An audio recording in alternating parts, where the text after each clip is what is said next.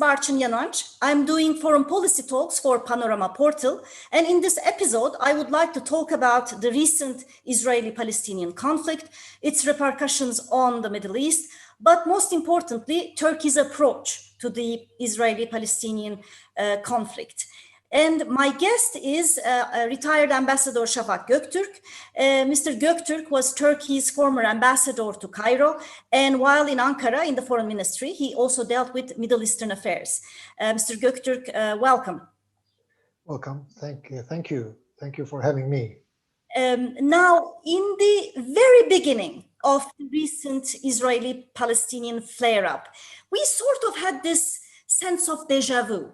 That there will be reciprocal attacks, there will be disproportionate use of force, disproportionate death toll, and there will be somehow a ceasefire, and we will then end up with a vicious circle. But a few days to the crisis, there were certain signs that this time certain things were different. Can you tell us in which way this recent flare-up differed from past crises? You have already described clearly what has transpired in the last few weeks. In fact, on the face of it, it looked like as if it was a repetition of the previous episodes of violence centered on Gaza. In fact, the most recent one has been the fourth major event that we have observed over Gaza Strip in the last 12 or 13 years. But this one has been different from the previous three in significant few ways. First of all, the trigger of the upheaval was not some event in Gaza or something related to Gaza, but it was Jerusalem. I do not want to go back to what happened in the run-up of the Gaza bombardment in Jerusalem, but it is clear that Hamas wanted to make itself relevant onto what was going on in Jerusalem. In fact, at the height of the tensions on the 10th of May, they decided on prior notice several missiles onto Jerusalem itself. And this opened a new round of aerial bombardment by Israel and barrage of rocket attacks by Hamas from the Gaza Strip onto Israeli cities and towns. So this is the first difference from the previous ones. The second is Israel's long-standing divide and manage strategy has run its course. Israel has long adopted an approach both between the occupied territories and the Israeli Palestinians on its own soil, on the one hand, and starting from 2006 between the West Bank and East Jerusalem on the one hand and Gaza on the other, as if they were separate issues to be dealt with on their own merits. Gaza Strip, after the Israeli forces withdrew physically from the land itself in 2006, continued to be under Israeli control by virtue of a blockade which was established 1 year later. This is an airtight blockade which stymies the lives of the Palestinians living in the Gaza Strip, in the tiny strip, these almost 2 million people. Although the general conditions regarding the status of the occupation of Israel of the Palestinian territories as defined by the 1967 borders hasn't changed, Israel always tended to treat in the last 13, 14 years Gaza separate from the rest of the occupied territories. And what happened while all these episodes repeated themselves over with few years intervals? What happened in the West Bank and East Jerusalem, the Jewish settlements in the West Bank expanded tremendously, making lives of the Palestinians in the West Bank even more difficult than before. And this was, as always, coupled with the repressive methods of Israel, which was in fact the cause of the last eruption of violence and the eruption of tensions in Jerusalem itself, in East Jerusalem itself. We had both elements playing, mutually reinforcing each other. Repressive tactics of the Israeli security forces on the one hand, and eviction of Palestinians from Sheikh Jarrah, which is almost adjacent to the old city of Jerusalem. These are very sensitive areas for both Israelis, for Jews, Palestinians, and including the Christian denominations. Third, the Israeli Arab factor, as the state of Israel calls its citizens, the Palestinian citizens living in Israel. They have proven over the course of the recent weeks that they see the secure future, their secure future back in Israel, not disconnected from what's going on beyond the Israeli borders. They remain part and parcel of the Palestinian people in the wider region. And fourth, perhaps this is the most novel factor that comes in, is the new generation of Palestinians. They seem to have lost hope in the Palestinian Authority leadership, which is made up of mainly of the Fatah movement. However, the political vacuum created by this leadership has not been filled, has not been made up by Hamas. There is a reason for that, because the Palestinians, the younger generation, say the ones from late teens, 20s and 30s, regard the ideological package of the Palestinian question as a secondary issue, and they are focused on their desired entitlements.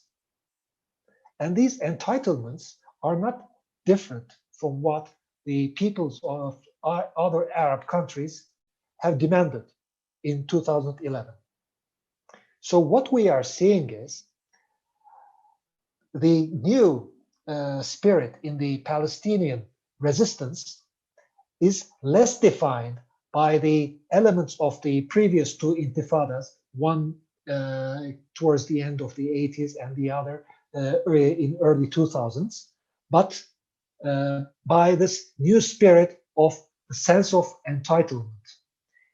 The Palestinians, in addition to the woes the other Arab peoples have to tackle with the occupation itself, so that they can pave the road for a secure and free future for themselves. So everything should be seen within this light. These four factors will not allow another Gaza episode as it has occurred until now. Well, then moving on what you have said about the new Palestinian spirit, the sense of deja vu we had at the beginning has sort of become a little bit valid when we look to the reaction of the Arab states. There were maybe big slogans, but to what degree these slogans have had an impact on the crisis. So what will be the repercussions in the wider region, especially in terms of the Arab spirit, these differences that you have been talking about? In other words, would this new Palestinian spirit, this new generation spirit, spill over to the Arab street? My belief is it will gradually go into make its effect on the Arab street as well, the Palestinian resistance. How will it happen? We need to take a deeper look into what the phase that the region is living through since 2011 carries for both the Arab peoples in individual countries and for the Palestinians. The Palestinian dynamism comes atop of this new phase, of this new context. Well, people look at the outcome of the 2011 uprisings and say that, with the notable exception of Tunisia and some improvements here and there, the uprisings did not make much headway in the old structure of the region. Well, it did, but how? The entire regional status quo collapsed. It did not, yes, replace most of the regimes as we knew them, but the regional status quo collapsed.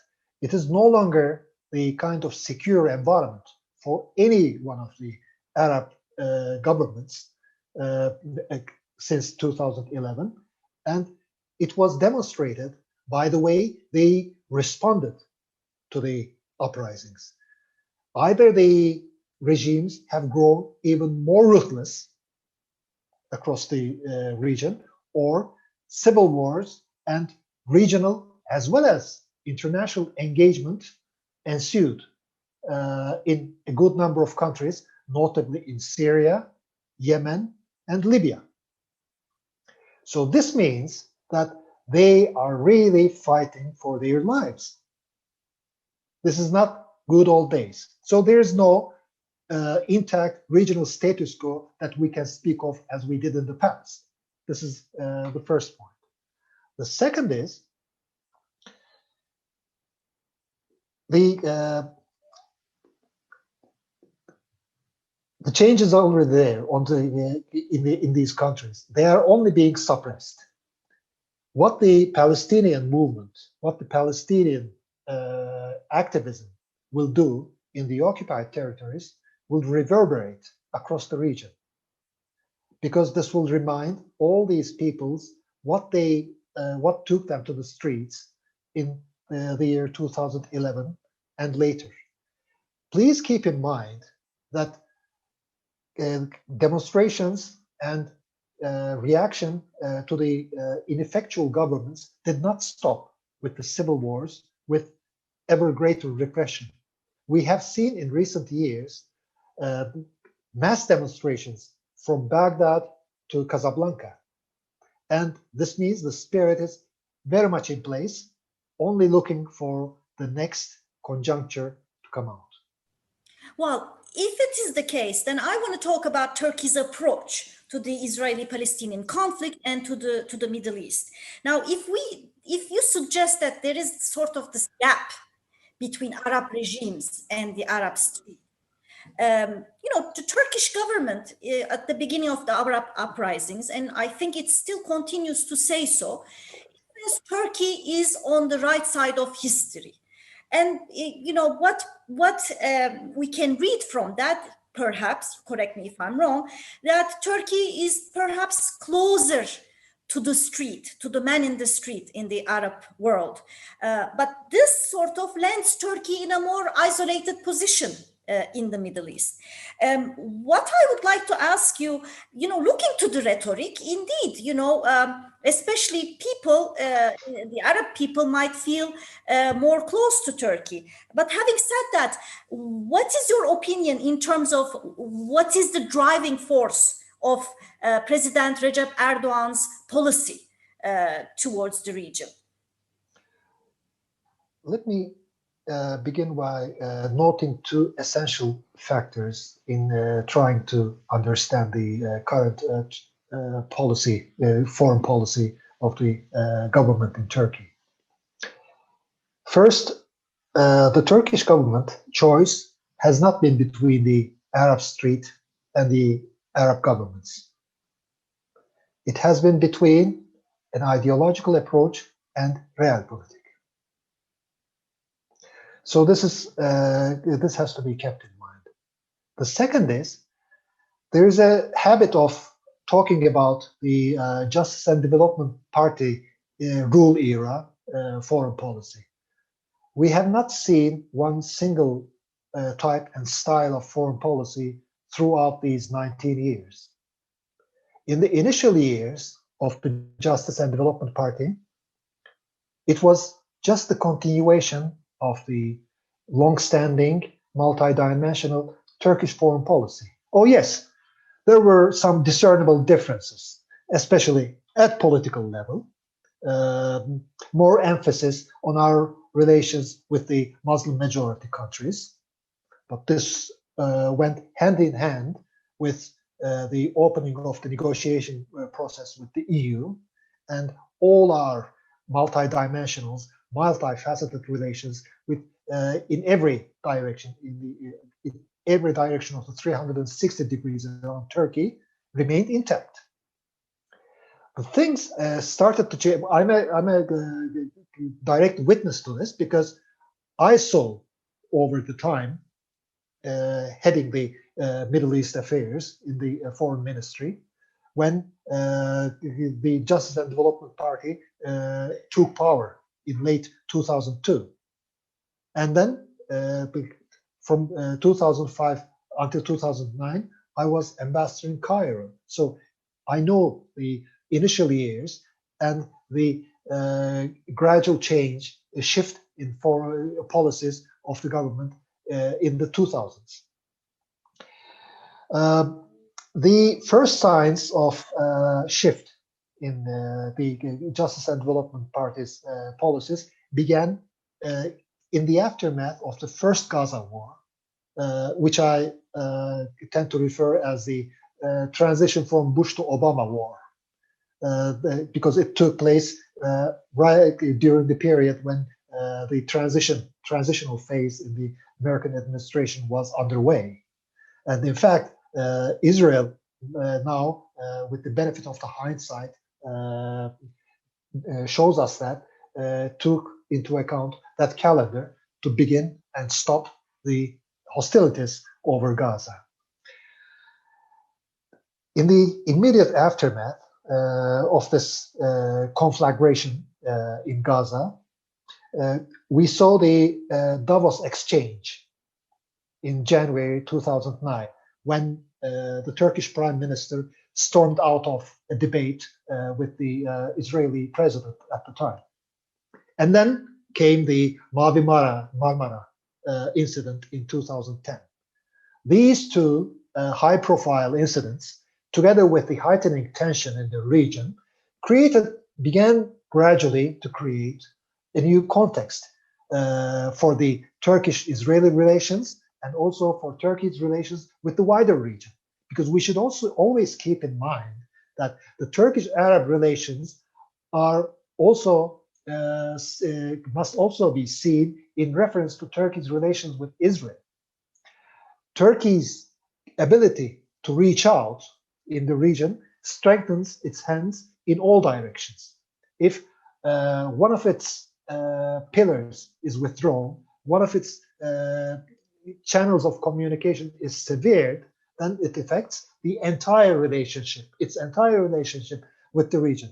Just remember, look, this is a poignant example of how things have changed, how things have moved to a 180-degree different circumstance in the past decade or so. During the 2008-9 Gaza war, Turkey pursued a shuttle diplomacy between among the three capitals of Syria, Israel, and Egypt. Well, people may have different opinions to what extent Turkey's efforts to negotiate a ceasefire were effective in the eventual outcome, again, which was pioneered by Egypt at the time.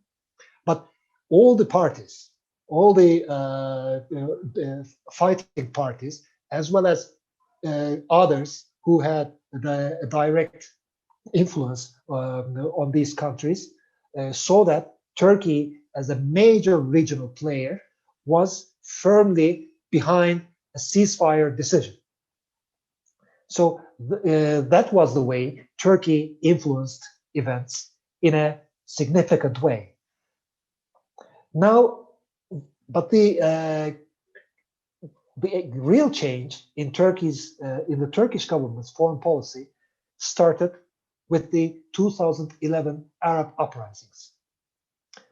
Initially, the government traded a careful course, but quickly began to think about the entire developments through a different eye. They thought that these uprisings will eventually evolve into a political settlement, which would lead to elections. And in those elections, in scores of countries, since the Muslim Brotherhood movements are the best organized, or perhaps the only organized under the repression of the incumbent regimes, would succeed, come into power alone or within coalitions, and this would create a complete new area, an axis, if you like, starting from Turkey down all the way the Levant and down to Northeast Africa. But events didn't turn out to be that way. 2013 is a crucial turning point. What changed the mood of the Turkish government, the Turkish leadership that year, was in fact two events. One was the removal of the Islamist president from power in Egypt in the summer of 2013. And this was, in fact, this removal of power by the military was also supported or encouraged to a certain extent by the initial organizers and the leaders of the Tahrir Revolution. This should also be noted. The second thing, in tandem with the developments in Egypt, was what the government and the general public in Turkey refers to as the Gezi Park incidents, the Gezi Park demonstrations. The government thought that these two, viewed together, meant that there was a conspiracy against Turkey, against the forces of the Islamist forces, or say their political movement, and that led to a harshening and toughening of position of the Turkish government towards the Egyptian regime, the Egyptian government, and the new Egyptian president on the one hand, and to the region in general. Because once the Turkish government got itself involved so deeply in the Muslim Brotherhood element of change, it also became part and parcel of it on a regional scale. So when they were hampered here and there, the government thought that it was also an existential challenge for itself. This was the main underlying reason of the toughening of the behavior of the Turkish government. And then came the Syrian Civil War, and which turned out to be a regional conflagration. The Muslim Brotherhood movement in Syria was quickly eliminated as the tactics of the Syrian regime were limited to using brutal force against demonstrators. The Muslim Brotherhood, as a civic movement generally, could not cope with this. And most of their leaders went to exile, a good number of them coming to Turkey. So once the Syrian regime eliminated the only significant challenge to its regime, immediate challenge to its regime, things came to head with the Salafists. And then it became a regional matter because the Gulf countries thought that the new spirit of transformation across the region had to be strangled, had to be drowned where it emerged before it came onto its own soil. So this was, in a way, an advanced forward defense system for them. They started supporting the Salafist groups, which they could manipulate more easily. Turkey, the Turkish government, also jumped into the fray, and with a renewed passion after Egypt. And the rest is history. Now, I hear you have said Turkey has not chosen between the street and the regimes, and that it was a choice between ideology and realism. I have taken note of it. Having said that, though, this rhetoric, wouldn't you agree, it appeals to the people in the street, that it can appeal to the generations in the Arab countries, and that if one day there will be a change, which you see some of the signs of it, so don't you think maybe this government will end up beneficiary of endorsing such a policy that, again, as I said, looks much warmer to the Arab street? I mean, is there such a strategy behind this policy to sort of reap the benefits in the future? Or maybe we should turn the spots inside, as you have drawn to the issue of Gezi Park. Are they just using this to consolidate their pious religious constituency?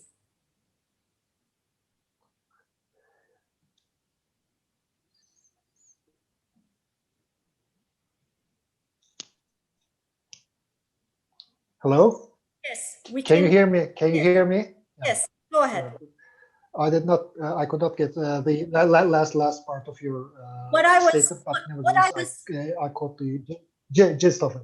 Yes. Yeah. What I was saying, maybe they don't have this grand strategy of reaping the benefits of in the future, but that they are just using, this government is just using it in order to consolidate its pious and religious constituency. It was both. It was both, because it is clear that the government grew.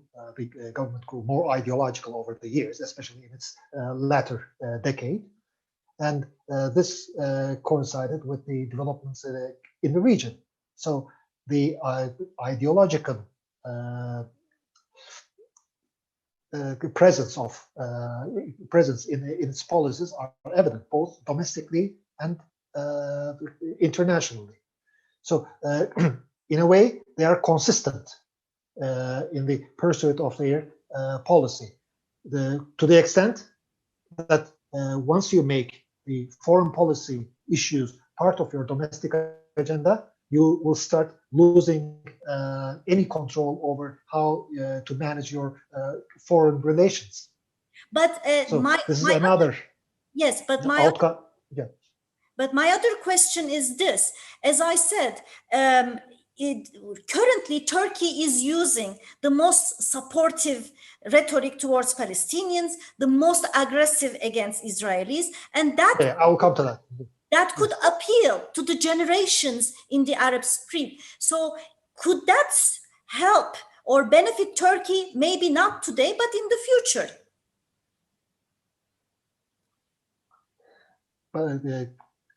Earlier in our conversation, I referred to the new spirit in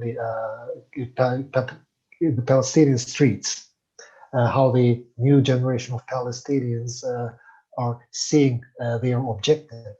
It is about having the entitlements and not about going through supporting this or other ideology. In fact, this is the spirit which galvanized the Arab peoples in other Arab countries in 2011. There were three demands in the rallying cries of these demonstrators. These were better bread, dignity, and freedom. These have little to do with this or other authoritarian or totalitarian ideology. All right. These so are more. I hear you. So you're saying that ideology is not going to be the driving force of the No. new generations. I hear you. Then let's come to the Palestinian-Israeli conflict. Yes. How do you think the Justice and Development Party approached the division within the Palestinians? Correct me if I'm wrong, but usually in the course of the last decade, I always felt that there was much more warmer attitude towards Hamas, perhaps because of the suffering in Gaza, but that there was a bit of a distance to the Palestinian Authority, which Turkey recognizes as an independent state of Palestine, right? So I'm wondering, to what degree Turkey's approach helped the Palestinian cause? Has it deepened the division? Or do you think somehow it still did maintain an equidistance between the two? In fact, the three, there's also the Arab Israelis within Israel. Yes. Well, your last point explains many things. Once you pit two different Palestinian authorities against Israel, then you must realize that you are on the wrong track, because Israel, this is exactly what Israel wants, to divide and manage. The government in Turkey, for ideological reasons, feels closer to Hamas. It's no secret to anyone, and they don't keep it secret themselves as well. The moment you treat the Hamas leadership equally with the Palestinian Authority, you are in fact undermining the Palestinian Authority. So you can keep your channels open with Hamas, but with due regard to the hierarchy between the two. Because what Palestinian Authority represents is also includes Hamas in itself. Gaza and the Hamas is a political movement in its fold. So, yes. So would it be correct to say that Israel frames the problem, the democratic, civilized Israel versus political Islamist terrorism? So would it be fair to say that Turkey, by being more supportive of Hamas, in fact, the unintended consequence was to sort of help Israel? It sort of, played into the hands of Israel, perhaps? This is not a conundrum for Turkey only. This is for the entire international community. And this has to be, that's why I wanted to clarify at the outset of our discussion that this Hamas-Israel fight is a distortion of the Palestinian issue, which remains to be one of occupation and includes the entire Palestinian lands as defined by the 1967 borders. Now, Hamas is an Islamist and for many seen as an extremist movement. So long as Hamas is seen as the Palestinian party facing Israel, it also plays into the hands of those who think that Israel does not have a partner in peace, a point which successive Israeli governments and leaders kept emphasizing, right? So it has been detrimental to the Palestinian cause in general that they became identified for all practical reasons by Hamas rather than as Palestinians in their entirety. But by being close to Hamas, do you think Turkey has been effective on Hamas, that it had a leverage, that it could somehow influence Hamas in the Palestinian-Israeli conflict or in the division among Palestinians? Well, there is no harm in being able to reach out to different groups in a conflict situation. this can give you a good leverage when things come to head. But the point is, you have to keep your channels open with others as well. For instance, in the latest round of Gaza violence, Gaza war, Egypt has been praised as the central player, which enabled the ceasefire between the warring parties. But alongside Egypt, they also mentioned Qatar, which has close ties with Hamas, as does Turkey, but Turkey was out of the picture. So this is what I meant. This is why I mentioned the 2008-9 experience when Turkey held a shuttle diplomacy between among three capitals. Why Damascus? Because the political bureau chief, Khalid Mashal, was in Damascus at the time. So he also had to be consulted in this process. At that time, Turkey was instrumental in helping bring about a ceasefire. This time, Turkey, I don't want to use this term, was neutralized.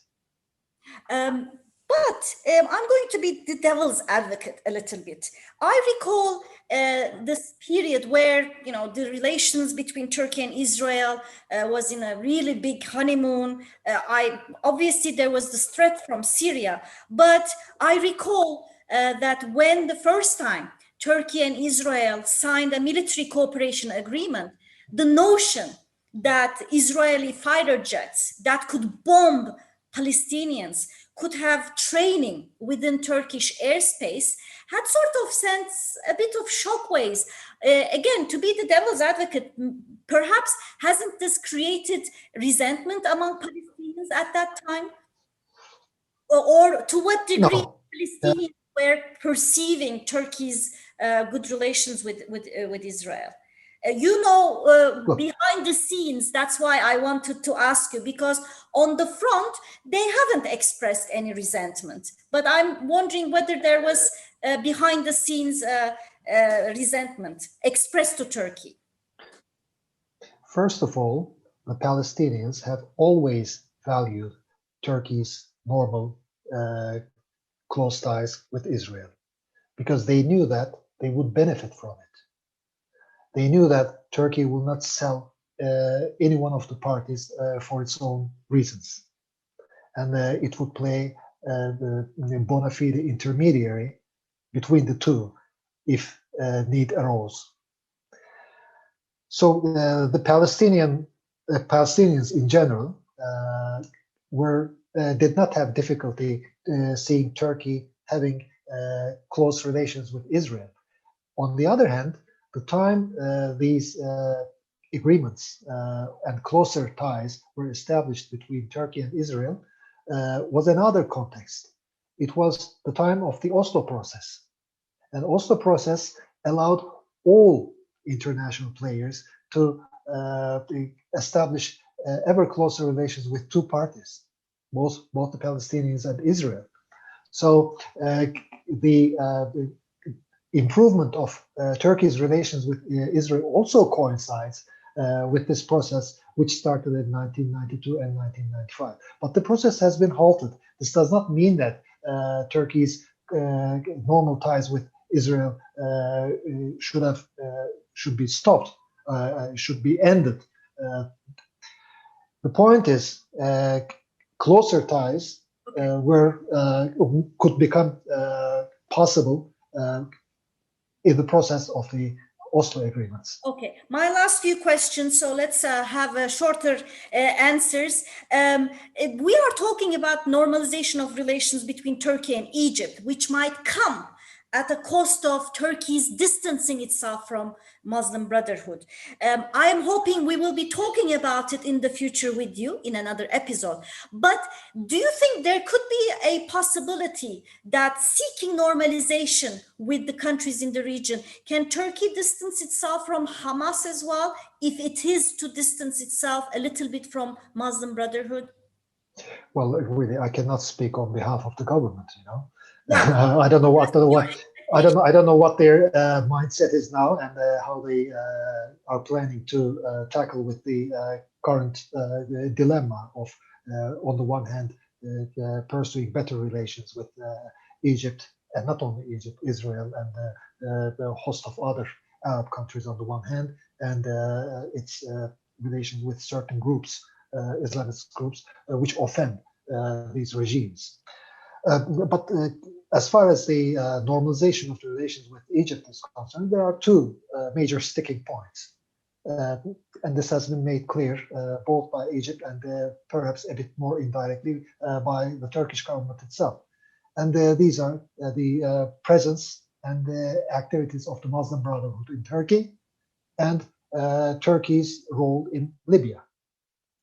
And that is why when this question was first posed to me some weeks ago, where this new rapprochement between Turkey and Egypt would lead to, and I said I don't expect any immediate results. This will take at least months to normalize the relations, because first of all, Egypt is testing whether the Turkish government is really prepared and has a change of heart in dealing with the Muslim Brotherhood's activities on Turkish soil on the one hand, and I don't know what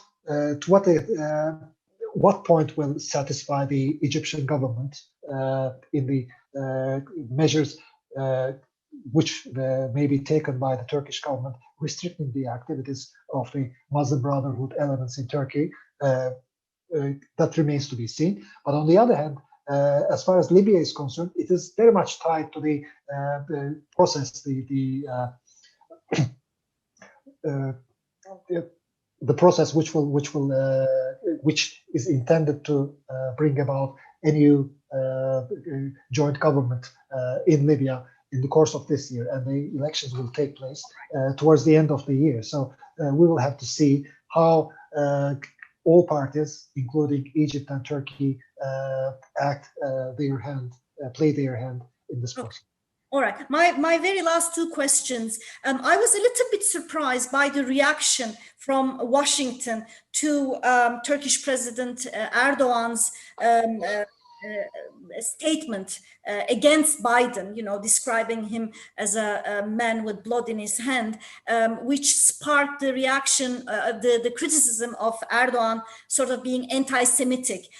Do you think his statement, Erdogan's statement, deserved to be called anti-Semitic? Or, as I said, this is the first time officially Washington is directing a criticism of anti-Semitism to Turkey. So I'm wondering, what was your initial reaction, or what is your take on that criticism?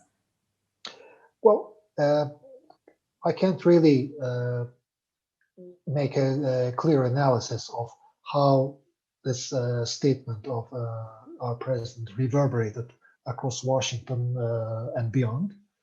But certainly the harsh language, the hostile language towards Israel has been taken due note of in the course of the ongoing negotiations for a ceasefire, with an increasing involvement on the part of the United States. Perhaps that irritated.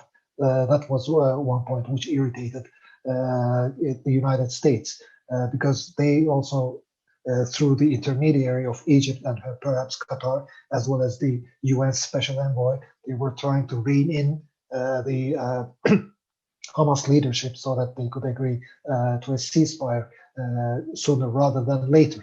Perhaps that also bore upon the American response to President Erdogan's statement.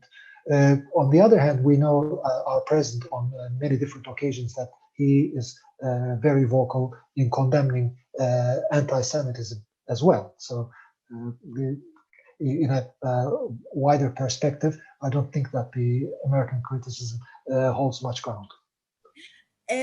My last question. Well, there was also news that Turkey would be seeking to normalize its relations with Israel.